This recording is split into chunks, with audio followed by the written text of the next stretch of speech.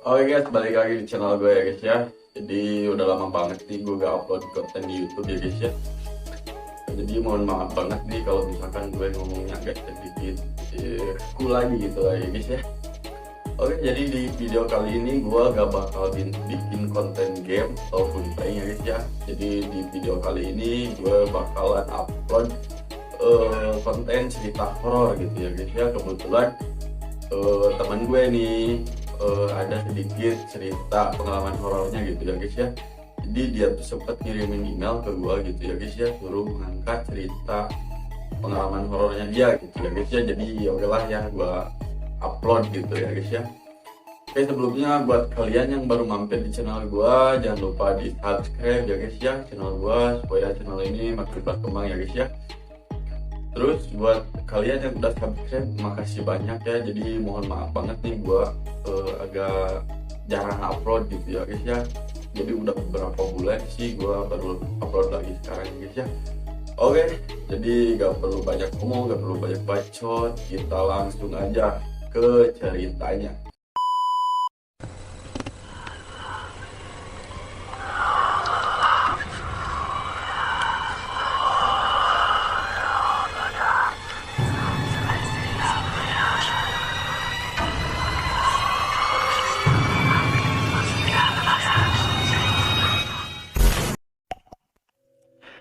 Nama gua Bagus. Di sini gua akan menceritakan pengalaman horor temen gua. Untuk namanya gua gak bakal sebutin karena dia minta untuk jangan menyebutkan namanya. Kejadiannya pada tahun 2015, malam Jumat pukul 5:30 sore. Pacarnya temen gua mengalami kecelakaan yang cukup parah sehingga dilarikan ke rumah sakit. Sampai akhirnya dia meninggal dunia karena ada pendarahan di kepala. Singkat cerita, setelah 3 hari kepergiannya, teror pun dimulai. Waktu itu temen gua pulang kerja pukul 10:30 malam. Tepatnya malam minggu. Kebetulan rumah temen gua ini jalannya sedikit melewati kebun dan persawahan warga.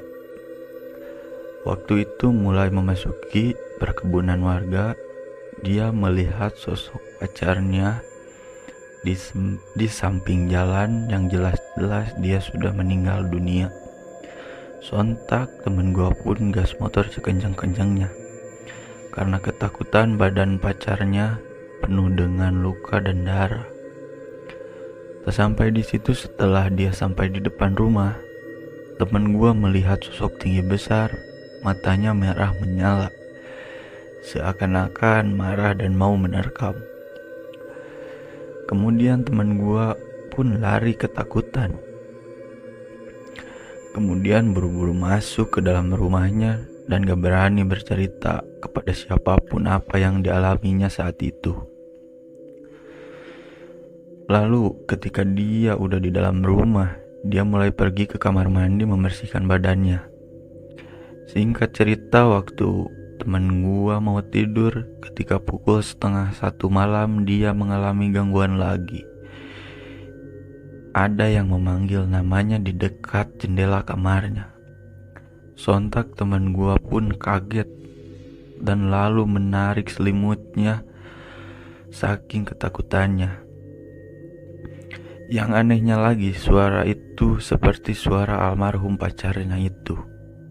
Yang jelas-jelas orangnya udah gak ada.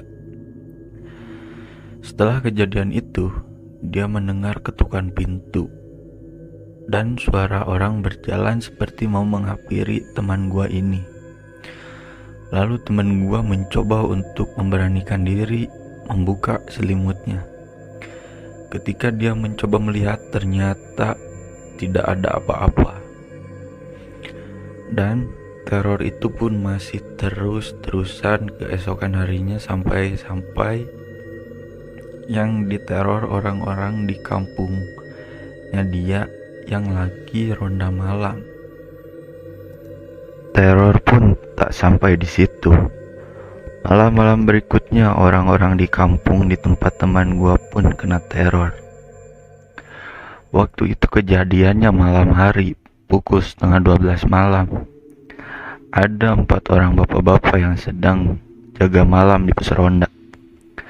Mendengar hentakan kaki orang berjalan menghampiri mereka.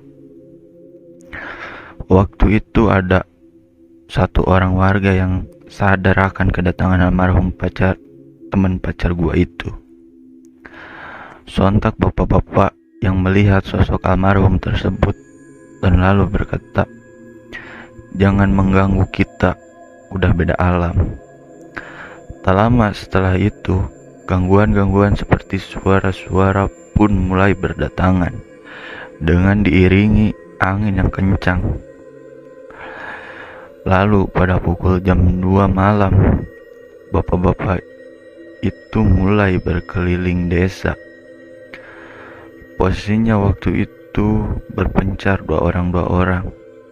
Kemudian 2 orang bapak-bapak tersebut melihat sosok tinggi besar di depan rumah temen gua itu. Dan tanpa disadari, ternyata sosok tersebut membuntuti mereka yang sedang berjalan mengelilingi desa. Sontak 2 orang bapak-bapak tersebut lari ketakutan dan bergegas untuk pulang ke rumahnya masing-masing. Setelah keesokan harinya, teror-teror lainnya masih berlanjut selama 7 hari waktu kepergian almarhum pacar teman gua itu.